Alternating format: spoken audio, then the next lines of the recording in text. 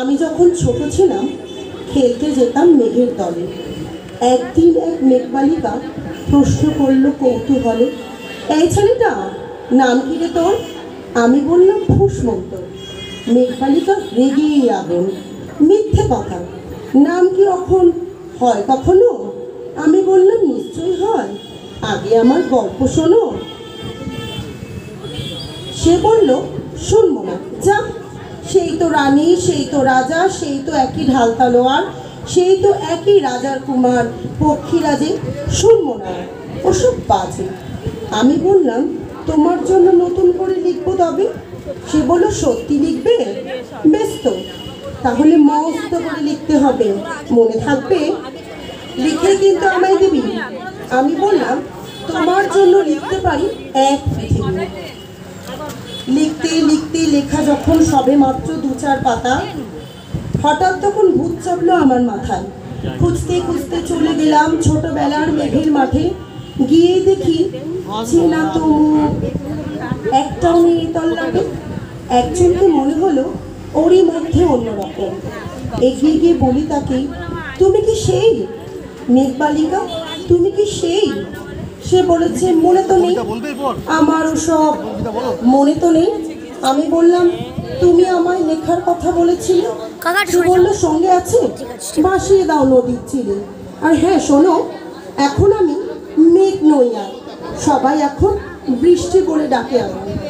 বলেই হঠাৎ এক পোষলায় চোল থেকে নখ আমার পুরো শরীর ভিজিয়ে দিয়ে অন্য কোনো বৃষ্টি বাদলের সঙ্গে নিয়ে মিশিয়ে গেল খরস্রোতায়, মিলিয়ে গেল দূরে, কোথায় দূরে দূরে। বৃষ্টি বলে ডাকে আমায়, বৃষ্টি বলে ডাকে আমায়। আপন মনে বলতে বলতে আমি কেবল বসে রইলাম ভিজে একসা জামা কাপড় গাছের তলায়।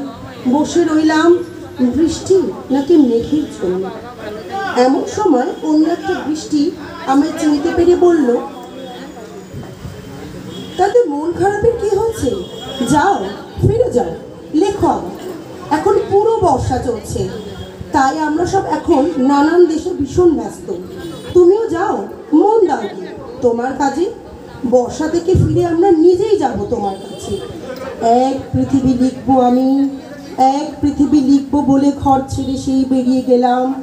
ঘর ছেড়ে সেই ঘর বাঁধলাম গহন বনে, সঙ্গে শুধু কাগজ কলম। হ্যাঁ একাই, একাই শুধু থাকবো।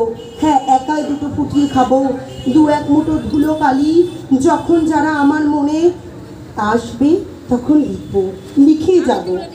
এক পৃথিবীর 100 রকম স্বপ্ন দেখার সাধ্য থাকবে, যে রূপ কথার সে রূপ কথা আমার একার। ঘাড় গুজে দিন লিখতে লিখতে, ঘাড় গুজে দিন লিখতে লিখতে, ঘাড় গুজে দিন মুছতে মুছতে যখন আমার লেখবার হাত অসাড় হলো, মনে পড়লো সাল কি তারিখ, বছর কি মাস, যেসব হিসেব আর করি। লেখার দিকে তাকিয়ে দেখি এক পৃথিবী লিখবো বলে একটাও খাতা শেষ করিনি। সঙ্গে সঙ্গে ঝমঝমিয়ে বৃষ্টি এলো খাতার উপর, আমার আজীবনের লেখার উপর। বৃষ্টি এলো বাইরে, কখনো গাছের নিচে নাচছে ময়ূর আনন্দিত, গাছ উড়ছে পাখি বলছে পাখি, এই অরণ্যে কবির জন্য আমরা থাকি। বলছে ওরা কবির জন্য, আমরা কোথাও, আমরা কোথাও, আমরা কোথাও হার মানিনি। কবি তখন কুটির থেকে তাকিয়ে আছে অনেক দূরে, বনের পরে, মাঠের পরে, নদীর পরে। সেই সেখানে সারা জীবন বৃষ্টি পড়ে, বৃষ্টি পড়ে।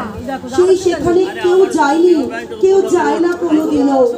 আজ সে কবি দেখতে পাচ্ছে সেই দেশে সেই ঝর্ণা তলায় এদিক ওদিক ছুটে বেড়ায় সোনার মোড়া মেঘ করিনি, কিশোর বেলার সেই হরিণ।